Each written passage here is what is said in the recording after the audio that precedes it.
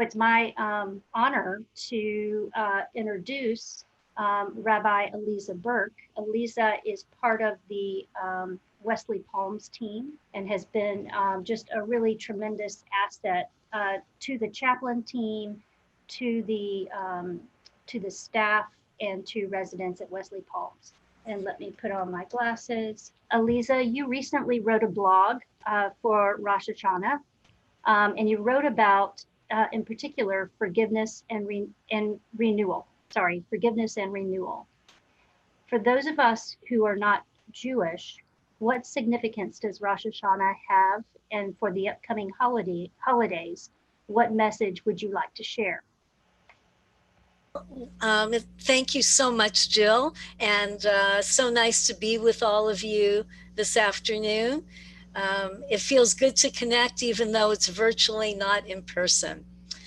So when I wrote the blog about Rosh Hashanah, which was in the fall, I was thinking about what were some of the most important values that the high holidays had, and forgiveness is one of them. And so I addressed it in the blog itself.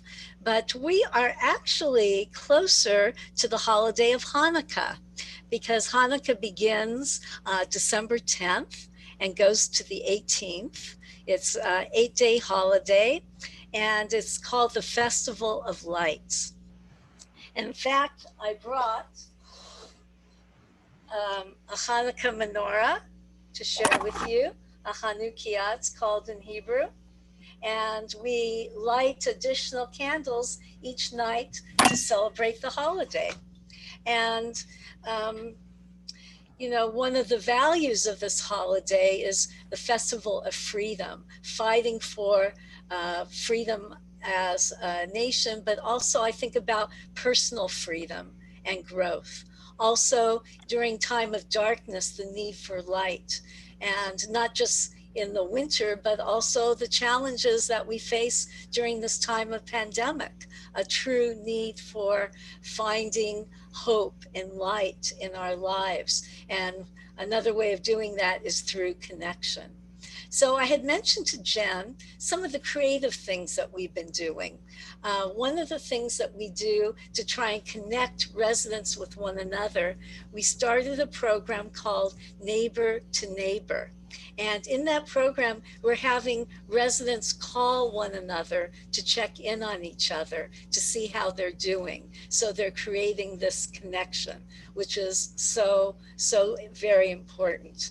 And I think that brings people who are feeling isolated to feel greater connection. Then Jen also asked, what creative things are you doing? So this gets me back to Rosh Hashanah and also Hanukkah. I came up with this idea of Rosh Hashanah in a bag and Hanukkah in a bag. So what we did to celebrate the holidays of Rosh Hashanah, Yom Kippur, we had a bag, and each resident who wanted received apples and honey for the sweetness of the new year.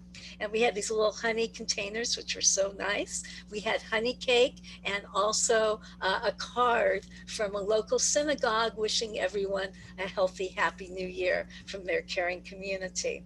And those of you who, I see some people from Wesley Palms, you may not know this, but you will be getting a bag as well for Hanukkah. And we're going to have a dreidel, which is a little top, which reminds us, Nes Gadol Hayasham, a great miracle happened there, which is the miracle of the oil and the light that lasted for 8 days.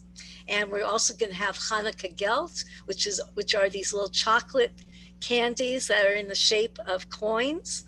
And also we're going to have a special, each night of Hanukkah will have a 15-minute celebration of the holiday. So all the residents can light the Hanukkah menorah, the Chanukiah, and bring light into their home.